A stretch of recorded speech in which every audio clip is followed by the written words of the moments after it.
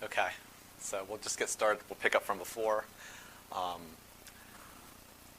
the further we go along with this stuff, the more I'm drifting off into my own little world and speculating and making stuff up. But that being said, I talk a lot about stuff in a really flippant sort of sense of humor way. But I still have thought about it, so hopefully, it comes off as being sort of silly, but it's not hopefully that silly. So we're going to wrap up learning in the mind web on this lecture, and so it's going to be a whirlwind through all this stuff. So last week I didn't have take-home points, so you're getting a double dose this time. And I think that these are the only slides in this presentation with text. So really quickly, genetic learning is going to be that process that's going to say stuff like the hip bone's connected to the knee bone, in the same way it's going to connect our brain up. So it's going to be like, here's where the midbrain goes. This is where it goes to the thalamus goes out here. This is how we wire up our retina to our V1 cortex, and so basic hardwiring sorts of stuff. The biologic learning is going to be that sort of physiologic set point we talk about, Michael Meaney's rats and the stress cascade, glucose handling, those sorts of things. So this sort of sampling of the environment, making a change to a single variable in a system that can affect us lifelong. It's going to also talk about sort of maturational stages. So, when does the stuff that Andy's going over, so, when does our brain decide to do certain things in a developmental way? When do we, do our mass pruning of our dendritic arborization? When do we do the change of our language area from primary language to secondary language? When do we go through puberty? And each of those things sort of changes the way that our body reacts. And that's going to give us the sort of core hardwiring instinctual pathways that we have at birth that let us begin to form sort of these higher levels of understanding and sensory information. So that gets us into associative learning. We talked about the sort of additive property and the transitive property. The transitive property being A equals B, B equals C, A equals C, and how we're going to be able to use that to create these sort of higher level constructions from our basic hardwiring. New bits are, again, this idea of how we can take a physical phenomena from the environment, like a photon coming in, hitting a photoreceptor, and to translate that into neuronal firing. And so what a nubit is the most basic level of neuronal firing pattern that can code for a piece of information in our environment. And then we sort of moved on to sort of this leap of faith of what can be associated together. And I said sort of everything, again, with a caveat that that's probably not true, but the semblance of that is what we see practically speaking. And this idea of quality from quantity. So we start with these very basic things. We start with these simple rules in this non-random system, and we can create a thinking system from a non-thinking system. And I'm not going to talk a whole bunch about that, but we'll touch on it a bit here. Again, talk about the idea of temporality and neurochemical algorithms with this idea of everything that is occurring together has the possibility of being associated together. And temporality dictates largely how we learn. It dictates the physical universe. Things have to be local and temporal largely to be able to affect themselves. And then the idea of neurochemical algorithms is sort of, LTP, long-term potentiation, LTD, STDP, all these acronyms we haven't came up with quite yet. That is going to determine what gets associated, what's not. Again, these sort of attention things and these natural hardwiring ways. We talked about, cortisol obviously can change these neurochemical algorithms. We talked about the retina likely having some native drive of attention, et cetera. So, and then we went on to talk a little bit about how might this work practically, in a baby that's being breastfed by mom, and then sort of a child 4 to 7 learning how to read, learning how to write, learning how to speak. How maybe might this process work in a way that we can take information, assimilate it together, and be able to change the way that we perceive the world, going from not being able to understand language and symbols to really being able to formally understand those things, and the amount of information, the way that we perceive the world, hey Peter, is going to obviously be influenced by that. So I'm going to give you all a couple more quick examples that are fun that I didn't get a chance to go over last time. But we'll just talk about a couple of things here. So, you're a baby and you're looking at your mom, and you're seeing the lips not move, and then you're seeing the lips move at the same time you're hearing a sound. So again, we have that temporality. Also, we've got that spatial data. Those lips are in the same place as the origin of that sound. And again, we're talking about neurochemical algorithms. So that's likely going to be a strong push for a neurochemical algorithm. Things that hold the same spatial data, you should associate them. There's something going on there. And then temporality, the lips moving at the same time there's a sound. We're beginning to create the semblance of what's going on. And so, I want you to try and use this model. Some of you are more familiar with it than others, but to just try and answer a few simple questions. So, why do you think a baby sucks on its finger or sucks on a pacifier?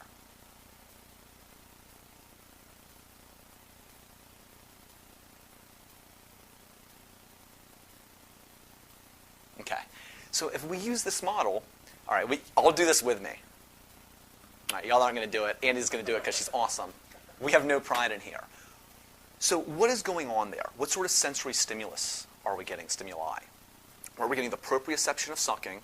We're getting the taste of flesh and that sort of feeling, similar to mom's breast. And so what's going on in the same way that we were talking about is that is pushing, driving the algorithm towards what generally is associated with mom's breast, which is generally associated with that lactose, that calories, and that inherent goodness. So by doing that, we are pushing towards that thought of mom's breast, and we are getting a positive stimulus, similarly that we would be getting as if we were getting mom's milk. And so a few things can happen at that point. Either, you realize that you don't get that sort of natural linked inherent goodness that comes with a calorie load, and you're like, hey, this is a different thing, I'm not going to do it. Or you were anxious, you sucked on your finger, and all of a sudden you felt good and it got you over that anxiety, and now it has its own paired negative reinforcement to it. Because even though it wasn't naturally associated with this feel-good stimulus, you have paired it with this negative reinforcement, this removal of a negative stimulus, which is likely along the same ways. And so, again, we can see how chaos can spin it different ways and how our underlying, neurobiology can spin it different ways. But we can begin to sort of think about some of these questions and maybe say, hey, does this make sense? Is this possible? My guess, and I don't know if this is true or not, is if you gave a baby an IV and it never was bottle fed and it was never breastfed, it would not suck on its finger. It just wouldn't try that. And if it did, it wouldn't continue to do it because it wouldn't make sense. It's an irrational behavior in and of itself. I could be wrong about that, but I'd be willing to make a friendly wager over it. So a few other things we can think about. Let's say we put something terrible on a baby's thumb, say lemon juice or something like that, and you're looking at me like, why would I want to do that? But so, okay, the baby puts its thumb in its mouth and it's like aversive stimuli, right? It doesn't want to do that. It might not continue sucking on its thumb. But the argument that I would make is that is also going to pair with the baby sucking on the mom's breast. And so it doesn't necessarily have to pair strongly enough so that it stops doing that behavior, but it's this push and pull of everything. It doesn't just go one way. The next time the baby feels the mom's breast in its mouth, a tiny bit, it's going to push to that thumb and that aversive stimulus. Of course, it's going to have that natural goodness, and it will likely, again, these neurochemical algorithms can likely wash it out. But that's the sort of thing that we're thinking about. I'll ask the same question now that I've sort of prepped you all. Who here slept in the fetal position when you were a kid? One person. Come on. Okay, how come? How come you think we have slept in that position? And I mean, again, I think that's sort of, we have it associated with certain things that were paired in the womb. And again, we won't go on too much about that. So we'll move to the future here. We're going to start with the mind web again. Basically, we're going to cover what makes up complex sensory information in the same sort of way of symbol construction. I don't have time to go over sort of every single sense, but the same way that I argue that cognitions are constructed through symbols, I'm going to argue that everything is. Sensory information is. Motor information is. You start basic. You have these basic neuronal wirings, and you build on them. You create modules, and you build on them in a very sort of neurochemical algorithmic way. We're going to talk about neuronal models of how this is possible. So again, getting this rubber meets the road. Here's just these, whatever made-up models. Could this really be happening in neurons? And I'll sort of give you my ideas of how this is happening. We're going to also do a sort of a crash course on neurons just to get a briefer on it. Then we're going to say, okay, so what neurons are firing? What does that have to do with anything? What does that have to do with how we think, with how we feel? And again, we're going to talk about, how do we think? How do we learn? And then we're going to get even a little bit deeper and say, how the hell is this stuff, how is the brain pulling off these magic tricks? Because when you think about what our brain's doing, at first pass, it's like, what is going on here? And we'll begin to maybe be able to tease out what's going on in a sort of sensible neuronal way. So again, back to our mind web here. This is just the idea that the line's the symbol in the middle, and we've got lots of other things associated. We've got more basic sort of Nubit sort of stuff with sensory modalities. We've got visual sort of stuff, which is complex sort of sensory information, complicated sound waves, spatial data, and then just more cognitive attachments to it, like these other symbols that are sort of making up lion. And again, I'm going to go to the board and write down very quickly what is making up this lion here.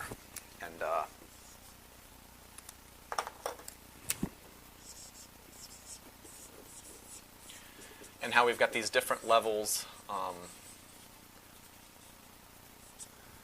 of sensory organization of sort of different levels. And so the lowercase levels, letters there, are going to be our basic sensory information. The capital letters are going to be our more complicated sensory information. And then sort of the I guess, bubble letters are going to be sort of the cognitive representations of that. We talked about taboo last time, how you don't need a complete data set to make a lion up, and how, depending on the relative strengths of those things composing a lion, you may need more or less data. Just as a side note, as I was writing this, I wrote every sensory, even sensory data is made out of symbolars. What did I write here? I wrote symbler when I was trying to write simpler. And again, this is getting at the idea of a Freudian slip and how this model sort of can explain what a Freudian slip is once we sort of get into the temporality of it and how what's going on in our minds in sensory information that's coming in can lead to changes in output. So all right, we're going to do a little fun experiment here. I'm going to hand you all out pieces of paper. If you can pass those out. I was maybe a little bit too optimistic when I made all these sheets of paper. So there's two sides. One is 1 to 5, and the other says 1 to 4. You want to start on the 1 to 5 section. So what we're going to do, and I've messed this up twice now. I've already given like a teaser to a couple of you all. But yeah, pen or pencil would work. I'm going to show you a picture, and I'm going to show it to you for just like 2 or 3 seconds. Then I'm going to ask you to write what you think it is, or just whatever comes to your mind. A question mark is fine. You're not going to have a lot of time. We're going to have like 5 seconds per picture. So I just want you to write what you think it is. Are we all good? All right, here we go. Take a peek, and just write what you think it is. Start writing, because it's not last on the screen. Okay. Write down. Just looking right. Start writing, Andy. All right. Look. All right. Now write down. And try and write sort of more complicated things as we go if that's possible. All right?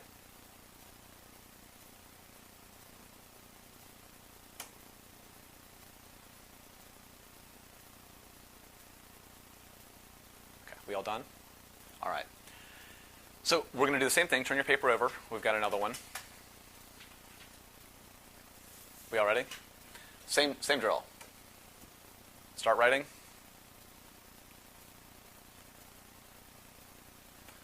All right.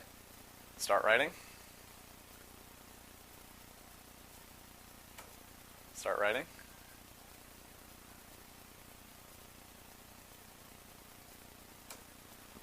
Okay, and now write down. Now I'm curious what we've got here.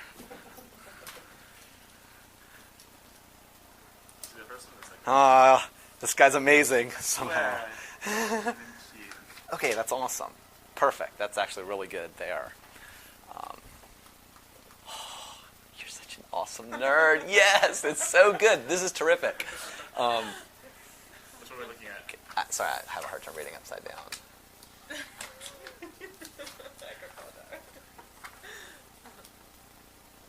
Okay, and this was you. Yeah. Okay.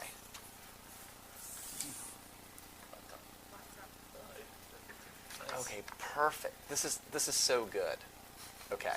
So this is the idea of what I was getting at here. And some of these are hard to do. I really tried hard to find good pictures. The issue is the pictures that I wanted to find weren't high enough resolution that I could zoom in enough and have it make any sense.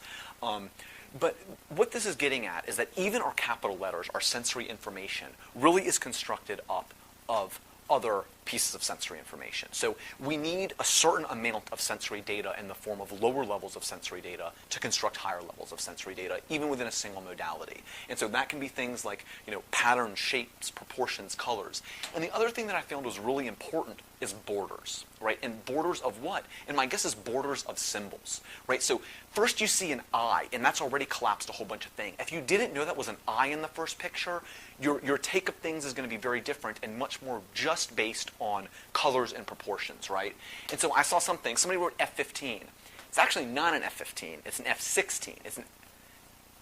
This guy? Well, so this guy is an F16. And it's just interesting because when I came up with this, I had to come up with another one because you all saw what the yellow jacket was on the last lecture because I messed up. And I messed this one up too. But I was wondering, as I go back and review these, I'm like, why did I pick these two?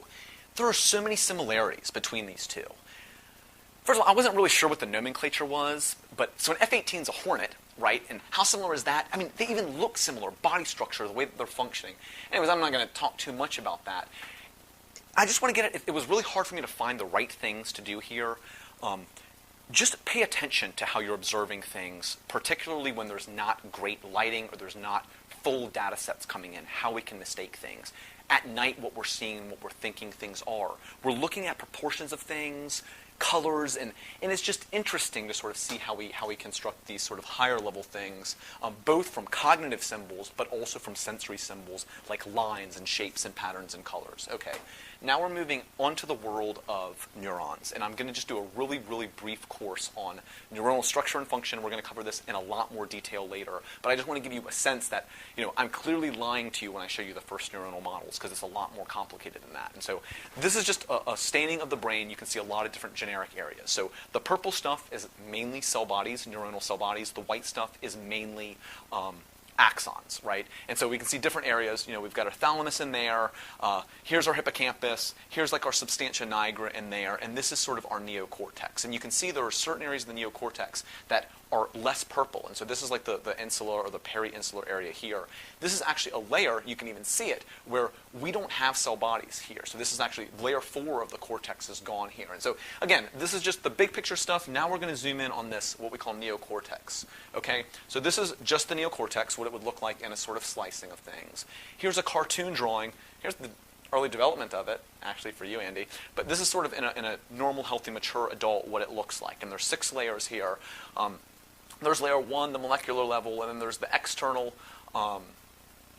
granular and pyramidal layer, and there's the internal granular and pyramidal layer, and rather, it's 1, 2, 3, 4, 5, and 6, and the multiform layer. And so again, here's it in 3D. If you were to just do a little punch of the brain, you can see it here. Here's the layers of the neocortex. They have an organization of sorts. Here's a cartoon that we can sort of see better here. And again, you can see that there's sort of different cell types within here. There's an organization. There's a way that they're connected here. And each different area of the brain is going to have its own different organization. And from that organization, you're going to have a different function, right? So each of these neurons can now have different neurotransmitters. And they can have different ways of being wired up. And so this whole time, I've been like bashing serotonin, like serotonin doesn't do anything. All of a sudden, we can begin to see, hey, wait a second, serotonin can do something, right? So, like, obviously, I don't hate neurotransmitters. I just think that we have to understand them within the context of what's going on. So you can imagine that this has its organization, and this has its function, and in the hippocampus, the organization is different, in the nucleus accumbens, the organization is different, and the relative differences in these areas can be related to functional differences. And so now we can begin to see why neurotransmitters or certain things might do things, right? It's not just the neurotransmitter. It is the relation of the neurotransmitter and the way that it affects neurons in particular areas that have certain functions and relations. So again, in this area, they're mainly pyramidal neurons, and this is sort of a funny point, because I'm talking about learning here, and you would have thought that by now I would have learned not to argue with Dr. Hobbs. And so pretty much take-home point is Dr. Hobbs is pretty much right about everything. Don't argue with him. The only thing that he's wrong about is the awesomeness of dolphins, okay? So look at that frickin' dolphin. Look, tool use, fancy dolphins. Expert martial arts, right? Look, protecting homeland security, right there. What you got, Dr. Hobbs? This guy over there. And I mean, look how cute this guy is. Like, you just want one. So, okay, again, I'm taking applications for the Dolphin Fan Club. We're accepting positions. So, back to neurons here. This is just a zoomed-in view. I can't actually tell if these are stellate cells or pyramidal cells. I'm not sure. They're one or the other. But again, they're just sort of different types of pyramidal neurons and based on the way that the dendrites are coming out. All right, so here we go. This is our first picture. So again, we've got 100 billion neurons, okay? I'm not going to draw that many. So you got to use your imagination, and you've got to give me a break, okay? And again, a lot of this is going to have to be sort of conceptual at this point. We're going to get more true to life, and we're going to get more sophisticated, but we've got to sort of start simple to begin to make some sense out of this. So again, I say a lot of this stuff jokingly, but I try and test this stuff as much as I can. Does this make sense? Is this internally consistent? Is this possible from the underlying neuronal wiring? Does this make sense with what we know about learning diseases in the brain? And I think it does actually fairly well. And so what we can do is we can begin to look at this at just sort of a simple way. And I wish I sort of had the additive property up earlier for you all to sort of understand what's going on. But I wrote letters here so you can sort of get a sense of it. So we got our lowercase letters, our capital letters, and our bold letters. And again, I don't want you to think about this concretely. Just realize that these are differing levels of organization. And what I would typically do at this point would be to write down, capital A equals lowercase a plus b plus c, right? Because those are the three that are synapsing on here. And I'd want to say a few things. So the equal sign is a misnomer, okay? It's not equaling anything. It's just those are the things that are generally synapsing on that can push it forward.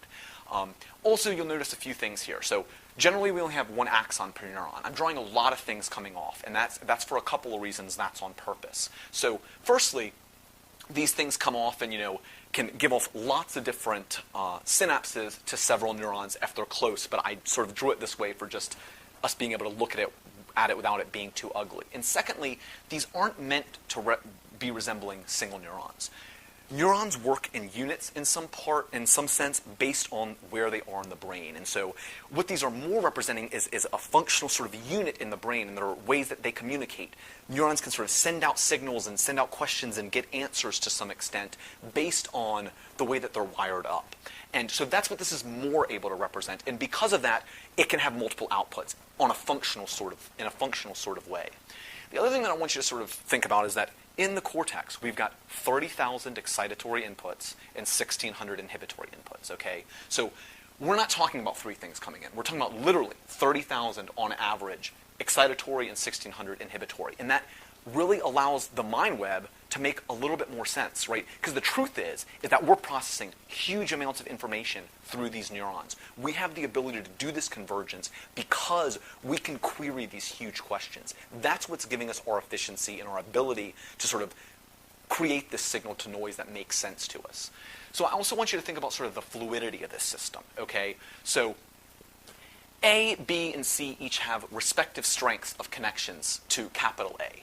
But still, A being driven hard enough, even if it's not the strongest connection, can still push to capital A.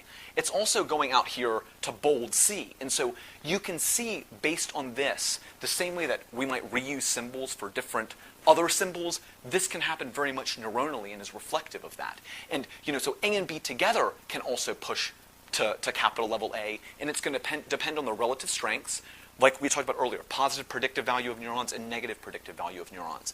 And again, you can see here in C where we're getting sort of fluid, right? So B and A are pushing more to just capital bold A, whereas C here is pushing both to bold A and C. And so depending on the relative strengths of what's coming in, you can begin to see how you can get signal to noise on higher levels of organization.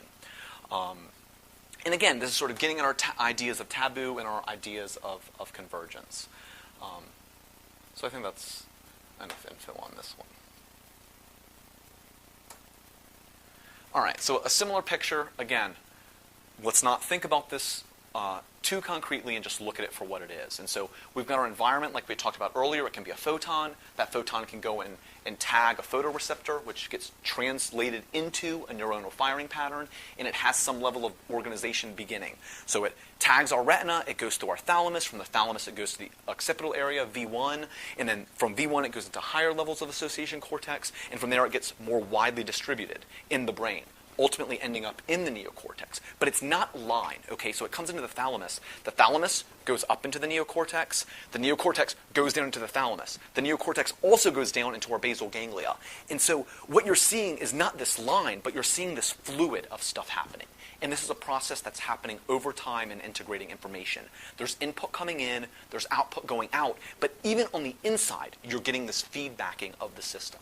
So what this is trying to represent is that there's levels of organization. So, we have our single sensory modality organization, so like our topic maps and stuff, and then we're organizing into multisensory data, again, sort of in a higher level organization, and then ultimately getting into our sort of higher association cortex of symbols. And then we can see sort of in here how, symbols don't necessarily have to go all the way back down to get back up, and you can get associations in here. So to go from lion to king, you might just have those higher level association cortex be able to get to a neuron who can light up that whole pathway. Because remember, it's all over the place. And if you can get a critical neuron junction, you can recreate a full circuit just because that's the way that the neuronal networks work. And so again, I want to pay a lot of attention to what this question mark here. I don't know why I wrote a question mark there as opposed to like a letter, but the idea is that one of the issues that comes up is locality, right? So every neuron has to touch another neuron for some of this to have to be true in some sense. But I realized, no, it really doesn't, because we have so many ways of talking to our system and our system talking to us, that if this can just go out and influence our internal this can get out and influence whatever our heart rate, that can then get back up into the brain. So you can get a lot of this not just sort of flowing in the brain, but flowing into the body and then back out as well. So lots of ways to get this sort of stuff running. So here we have a super busy picture, and in fact, this is going to be the simplest of the pictures that we're going to sort of see once we get into sort of more hardcore neuronal wiring stuff. So on the left side of this, we've just got environmental stimuli. And I want you to change your view of the environment a little bit. We can think about the internal environment and the external environment. And what I'm going to argue is that they're not much different, okay? So our neuronal Nubits don't care where the stimulus is coming from. They're just neurons that are translating physical information into neuronal firing patterns. And so, again, we can see here we talked about the photon, striking the photoreceptor. You get, again, a physical conformational change that's going to allow ions in, that's going to allow neuronal firing patterns. Similarly, a wave, right? Pressure changes can create physical changes which lead to neuronal firing. On our tongue, acidity, sodium and potassium ions can open up those channels to allow the tongue to do its thing. Similarly, we have chemoreceptors, right, which can measure partial pressures of carbon dioxide, translate that into neuronal firing patterns. Temperature receptors, heat receptors, pressure, right? So we've got all of these ways of turning environmental stimuli into neuronal firing patterns. And generally, it's going to get organized up higher in levels of organization. But before we go further, that's all just neuronal or physical to neuronal stuff and neuronal to neuronal, right? So we turn it into a neuronal firing pattern. That neuron synapses on another thing, fires its neurotransmitters, blah, blah, blah, blah, blah. But there are lots of other things that can affect neurons in a non-specific way. So we'll start here. I see a lion, okay? Photons from that lion come in, get organized in a way so that I see a lion. The spatial data says it's 20 feet away from me. Oh, shit. I've got to get into my amygdala pathway now. That amygdala goes to the hypothalamus. The hypothalamus releases CRH to the pituitary. The pituitary releases ACTH. It goes to the kidneys, like little brain hap, the adrenals. It releases adrenaline. It releases cortisol. Cortisol gets pumped through our circulation, gets up into the brain's circulation. It crosses the blood-brain barrier because it's lipid soluble, because it comes from cholesterol, if we remember that pathway. It can then get into the neurons because it's lipid soluble. It can cross that phospholipid bilayer. Any neuron that has a cortisol receptor in it can then have changes. And so what we're seeing is, again, this flow, this natural flow coming in, coming to the top, having ways of getting back in and influencing our system. So again, this stuff is not simple. The way that we work is complicated. And this can happen in all sorts of ways. Insulin growth factor, etc. All of these things have ways of sort of non-specifically, let me not say non-specifically, but not neuronally to neuronally influencing the system. So stuff is coming in, it's getting mapped, right? We've got our retinotopic maps or somatosensory maps. Ultimately, as attention drives it, attention is going to push to the right. And we're going to talk a good bit about attention because it's important sort of in the functional side of things. And again, you can begin to see that now we're more into the world of this organization of symbols and Nubits and what can be sort of coming up to higher level symbols. On the right side, what we're seeing is perception. Okay, so this is what we're experiencing. This is consciousness. This is from whence we're going to get our sentience. And again, this is not its own thing. This is a consequence of this. So this is what we are getting from this process being driven. So the further you're driving this stuff to the right, the more amount of information you're going to get from your perception. And so, all right, the car is sort of in the center of the vision is the main amount of attention. So it is getting lots of information tagged to it. So it's getting pushed through its mind web. So you know that that's a car, you're focusing on it, you know that it's a Honda because you're investing attention and you're pushing to higher and higher levels of cognitive organization. Last lecture when I held my fingers out, 3, you saw it. those hit your photoreceptors, but attention didn't drive it to recognize it cognitively as a number, as a significant enough phenomena to register in this way. And so again, we've got lots of stuff going on, right? So this has spatial data attached to it. We've got these cells in our hippocampus called grid cells, which are creating this Euclidean space. So it's these channels of information that are being organized in a parallel fashion that can allow us to create this sort of seamless semblance of cohesion in consciousness. So we've got, again, a sound file coming in. It's bigger than this sound file because it's got more attention coming to it. We're interpreting it as that sort of wave. It's got that sort of direction. We've got an internal running dialogue. We've got a smell coming in here. And then the other thing that's going on is that we've got a lot of filler. So it's sort of like this would be filler. We have a semblance that everything is complete. We have a complete data set. But the truth is that it sort of is complete, but the amount of information that we're extracting from it is not a lot. So this has a less resolution and a less cognition of this visual filler, auditory filler, somatosensory filler, all that sort of stuff is going on.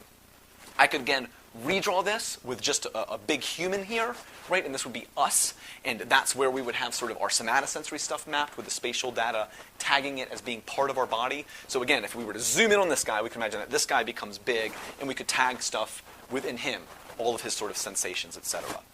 All right, so that's enough that, let me say another thing. So a very important thing to realize here is this is a system that's running over time, okay? So there are no dead-end neurons. You don't get information and it hits a dead end and then you wait for more information. That's not how it works.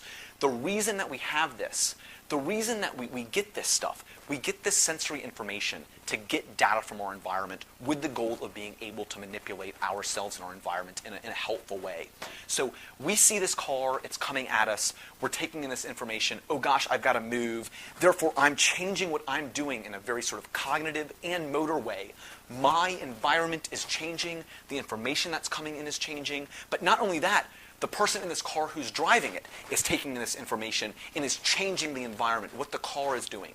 That's going to feed back to me, right? So we are all living in the system. My thoughts are based on a lifetime of learning of this process, of this plasticity. And remember, again, we can hold these memories forever in chemistry, in our synapses. So this is very complicated. This is the process that's going on, running constantly, coming in, going out, flowing. Everybody is running this, and it has an output which can influence this, right? So if I am hungry because my stuff is telling me that, it's going to send a signal to the hunger channels, which is going to go into my motivation. How do I get food?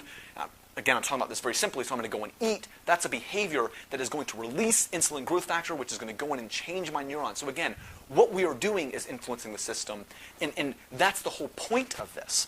If we couldn't influence the system, why have it? All right. So now we're getting sort of at the question of how do we store the information, right? And I'm not really sure how this works, but I've got a sort of an idea. And so what you can imagine here is that, again, there's an input, we've got this black box simulator, and then there's an output, sort of like a computer or like we were describing before. So what I'll say here is that the world that we live in actually does not share much of a resemblance to the real physical world. Okay, what we're getting is a huge simulation, and I'm not going to go into a lot of detail there, but I think it's something that is important when we're dealing with stuff like this. That's pretty complicated. So what we're seeing here is just a single neuron sort of firing, okay? And let's talk first about an EEG. So what an EEG is you put a whole bunch of probes which can measure sort of potential difference in electricity in the skull. So you've got neurons oriented in different directions, right? So let's say there's a few pieces of information that's coming from each neuron. You've got one neuron that's oriented this way. Okay, I'm going to reorient it for you this way. Now we're going to measure the charge of that neuron, which is determined by, again, ions going in a particular direction. That's actually what's being measured in an EEG, is ions moving.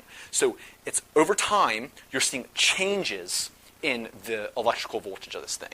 That is what is happening on one neuron, okay? So, and it's in this direction, so it's got a velocity vector. This neuron has its own sort of pattern in a different direction. What that EEG is doing is it's giving you a shadow of that information. It is the summation of all of those vectors at a particular point in relation to another point. That's the data that an EEG is giving us. So it's amazing that we can do that, but you have to realize how limited that data is, because you are summing billions of neurons and their directions to get this data. So we are not going to be able to get intricate amounts of data from an EEG. It truly is a huge shadow derivative of what's actually going on underneath. So when I think about the brain, or you think about the brain, I want you to think about each of the 100 billion neurons, okay, each in their own respective direction, each with their own firing pattern.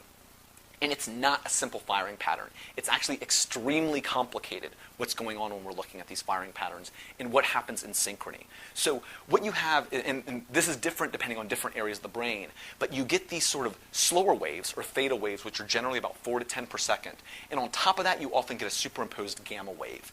And what you end up seeing is synchrony between these waves. So this A and another neuron's A end up being synchronous. And people think, and it sounds fairly reasonable at this point, is that this is how we allow different channels of information to get processed together. So this spatial data in A is going to pair to this ball, which is going to pair to this color. That's how we create a green ball in a certain place in perception.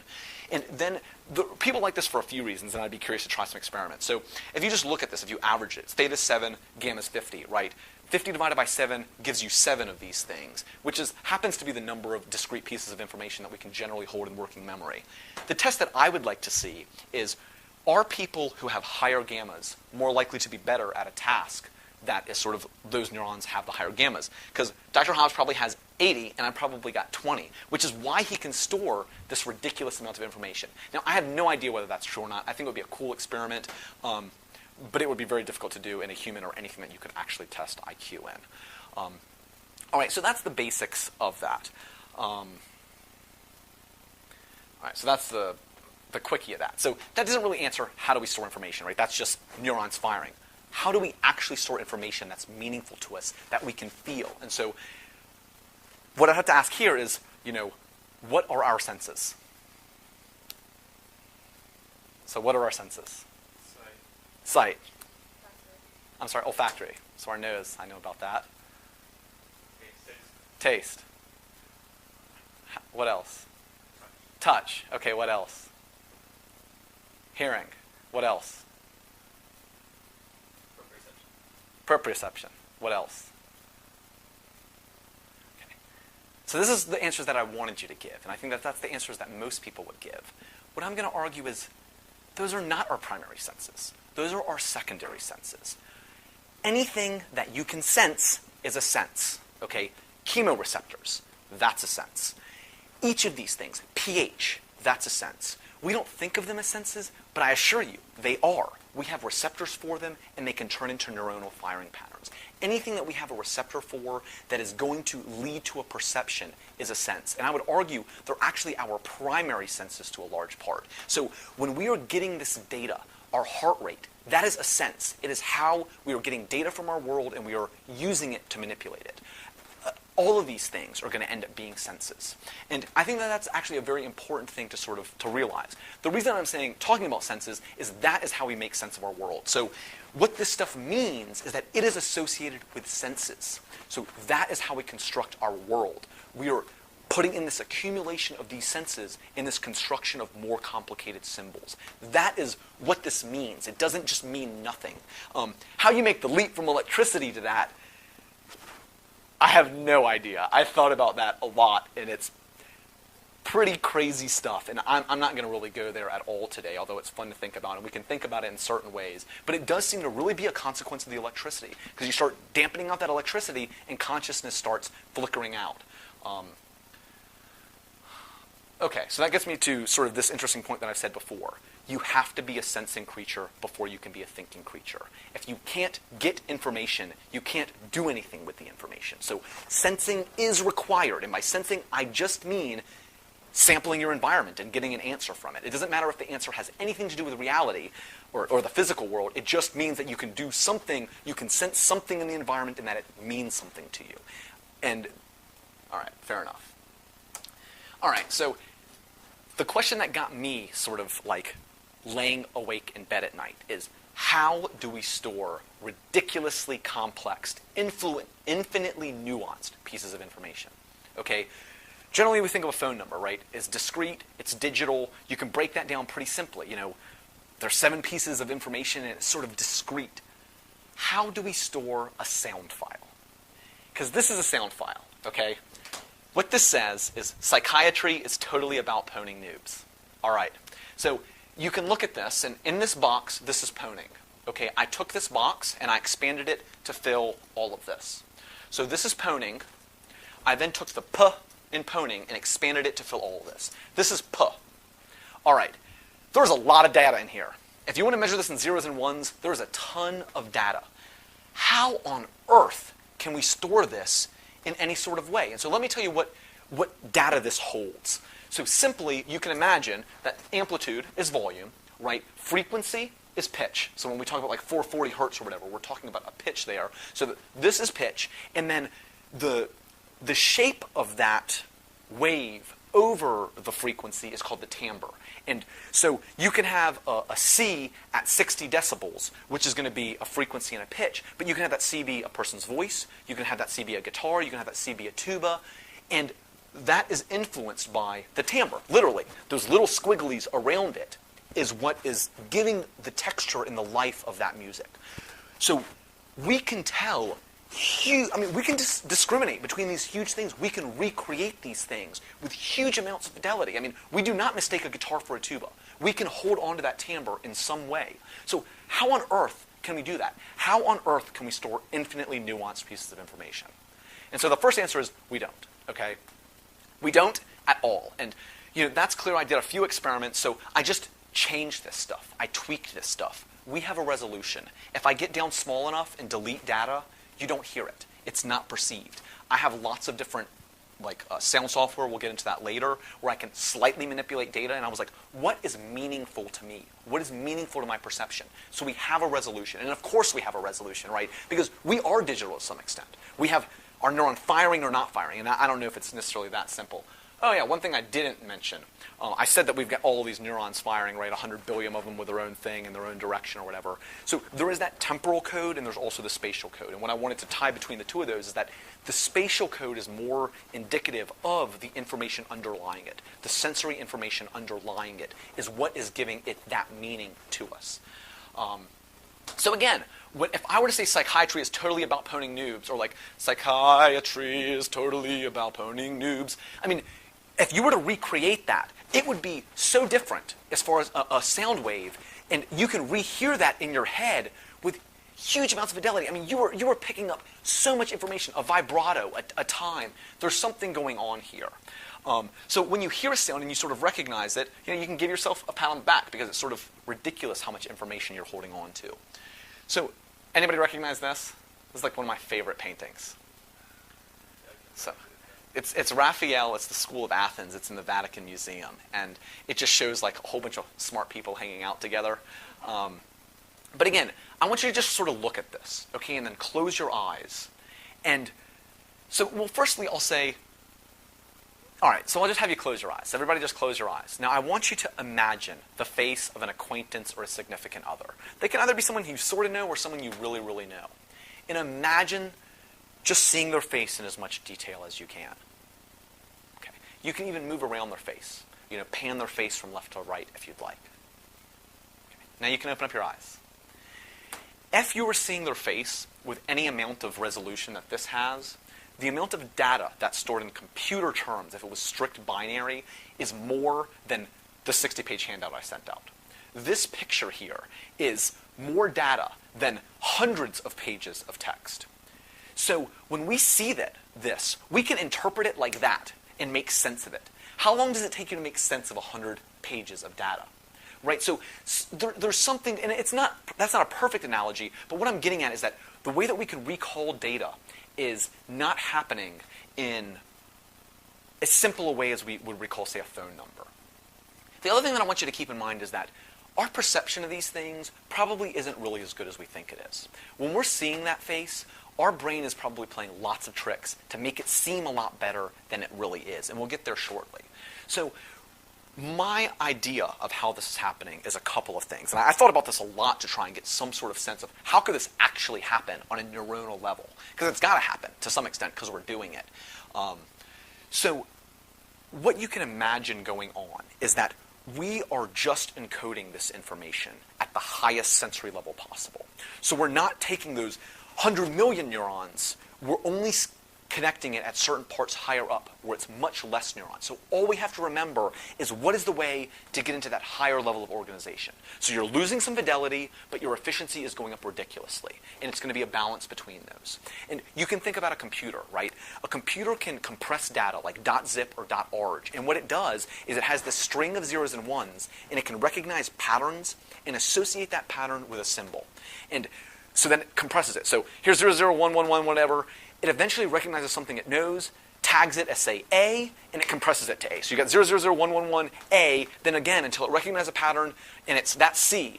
So it compresses it, it takes this information, and it makes it go to this. Then when you re-extract it, it reads it. When it gets to A, it's got a symbol. This is what A is, insert this data.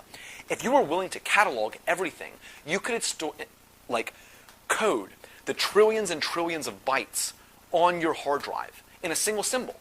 You would just need infinite. The catalog would be way more than the Earth, I'm sure. I didn't do the math on it. But and similarly, if you had enough neurons, you could encode billions of pieces of information, a complete image in a single neuron. We just don't have enough neurons. So there has to be some balance. So that's simple, right? We can all imagine that. This is what I think is actually interesting, and my guess is it's true, and I really want to do an experiment on this. So let me just explain what's going on here. So this is a screenshot of my computer. This is a program called Pro Tools. Each of these things is a track, okay? And so you can see little keyboards here. So what's going on here is there's different tracks layered on top of each other, and I've got a keyboard plugged in. So I hit record, and it starts recording. And when I push a button on my keyboard, what gets registered is the key that I pressed, the length that it was depressed, and the strength that I hit it at. All right, so that's the information that's recorded. What you then do is you upload a program, or what this is called a VST, or Virtual Studio Technology. This is called Expand 2. It came with Pro Tools. There's a whole bunch of them. And what this does is it's got a whole bunch of knobs.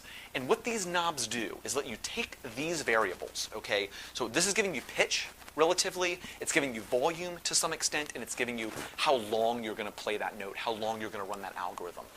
This is just changing variables of math that is going to adjust the timbre. It's just a math equation to create a wave.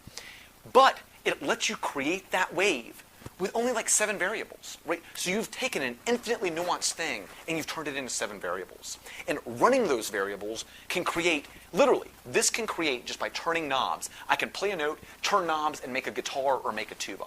And so what we're going to do, and you can imagine that each of these things is a variable that can influence things in one way or another. So what we're going to look at next is this actually being played. So what is being played is my aunt made this CD to teach Arabic to kids in non-Arabic countries. And she wanted it to have sort of an Arabic twang and a child sort of twang. And she asked me to make music for her, so I did. And so everything that you're hearing, besides my voice and besides the drum, is recorded just on the simple keys. It's no more information than just this. Okay, this is not a sound wave. It's just a tiny piece of information. The drum sounds terrible because I don't know how to mic a drum, or I didn't back then. So here you go.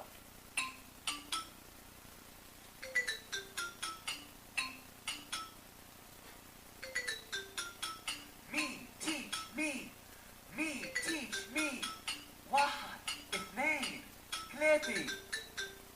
Me, teach me. Me, teach me. 1, 2, 3. Yeah! It's time to explore. We're gonna learn more. Me, teach me. Pisi, pisi, meow. Kum, without, without. Me, teach me. Feather is a leash, weed is hashish. Me, teach me. A mouse is a fada, penis is kanara. Me, teach me. Me, teach me. Me, teach me. Me, teach me. Me, teach me. Me, teach me. Yalla! Everybody! So needless to say, that was not included, but you all are welcome to buy it. It's terrific. So again, just sort of showing how tiny bits of information run through an algorithm can create something very complicated. So what we've got here is, this is Keith Kendrick's work, and so explain what's going on here. There's a sheep, that's the observing sheep. They've got electrodes on its brain. The electrodes are in this area of the brain called the fusiform face area.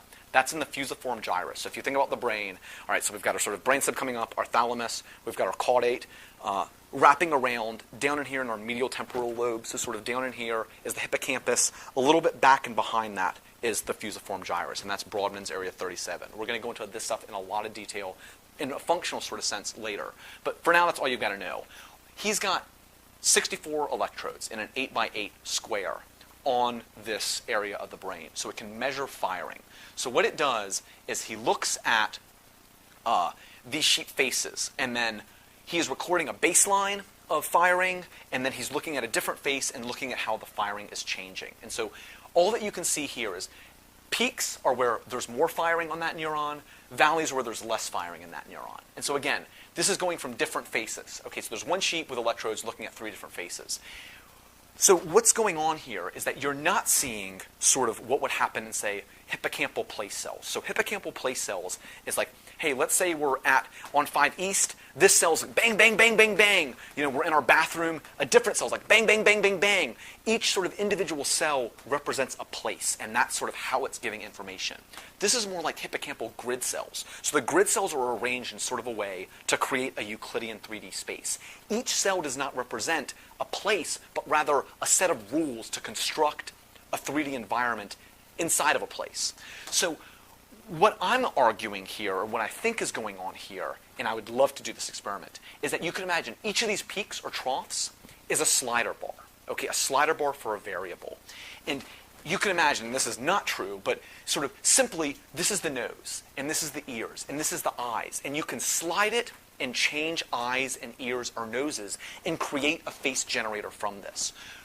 What I would love to see tested would be to have sort of a computer engineer and some artists get in here and sort of, this is the sort of thing that we're looking at, right? So we're going to be creating this sort of 3D space from peaks and troughs, and you can imagine that, you know, one of the peaks is a point here and one of the peaks is a point here. And if you raise it, you can sort of manipulate the facial construction, and then we can fill in the rest of the blanks. So what I'd love to see would be, you know, one person being in a room, and then in a separate room, there's a sheep with the electrodes looking at another sheep's face. And then all that we're getting, ourselves as the experimenter in a room, is this neuronal firing pattern here. And from this neuronal firing pattern, what we would do is we would run it through a computer where we understand the algorithm of how this is related to this. So again, that was going to take some work. You're going to need to look at this, and look at this face, and look at this, and look at this face, and start to make sense of it. Where do we start to see, there's a peak here, there's not a peak here. Let's find another place where there's a peak here, and what that means in relation to this face and not this face. So once you've got those algorithms figured out, you can run this through a computer, and you will get a printout of a sheep's face. So were that to be possible, that would be the first time that I've ever, I don't think this has ever been done before. Literally, you could be sitting in a room, there could be a sheep anywhere in the world, just so long as you have a way of getting the data from that sheep's neurons, you could reconstruct the face that it's seeing just based on neurons alone. That is directly getting perception from neuronal firing, which would be freaking ridiculously awesome. I mean, I think that would just be super awesome. You could imagine if that were possible and we would begin to understand different areas of the brain in that way, you could begin to construct at least some idea of what perception may be just on a neuronal firing basis. My guess is it will only apply for that sheep to some extent. There is likely going to be some similarities again and some differences, but my guess is you're going to get more accuracy if you use the same model on the same sheep than on other sheep. But anyways, that's the idea, and I think that would be super awesome. So again, if you don't think that that's possible, I mean, it's clearly possible. We have video game generators, and they just have different variables, and there's not a whole bunch, and you just slide them, and you can create a whole ton of different faces. And what's interesting is when these things first started, they were sort of getting flack for being racist, and you couldn't create a good like Asian face on this because their sliders could not model that face well. And so interestingly, as they've gotten better, we've learned sort of more naturally how to create these things to create different ethnic features. But that sort of leads me into my last point here before we wrap up, which is, and I'm destined to get in trouble here, because if anybody says, I'm not racist, but you're just heading for deep water. Okay, but seriously, I'm really not like that racist. Just maybe a tiny bit in sort of the way that we all are. But so we're going to start off simply here, all right? So we're going to just imagine, I love this picture and just the shades of blue here. So an artist, okay? If we were comparing ourselves to artists and we were to just be looking at shades of blue. So if I were to show myself 8 shades of blue and then an artist 8 shades of blue and have him try and recognize those 8 shades of blue, 2 days later on a sheet of paper, he's likely going to be able to do that better than me because he's going to have symbols and quantas for these things, whereas I do not. He's going to understand sky blue and navy blue and royal blue and azure and cyan, whereas I'm just going to sort of see blue. Right? And I'm not going to have that discrimination because his quanta for these things is going to be more distinct. And so that gets me to the idea where some of my friends will say something like all blank people look the same, right? So all whites look the same, all blacks look the same, all Asians look the same, all Arabs look the same, whatever. And I was sort of wondering, is there the possibility that there's a neuronal truth to this? And so you can imagine if you were developing and you were taking in particular facial features, whether they be sort of, typically certain ethnic groups have facial features which can cluster together.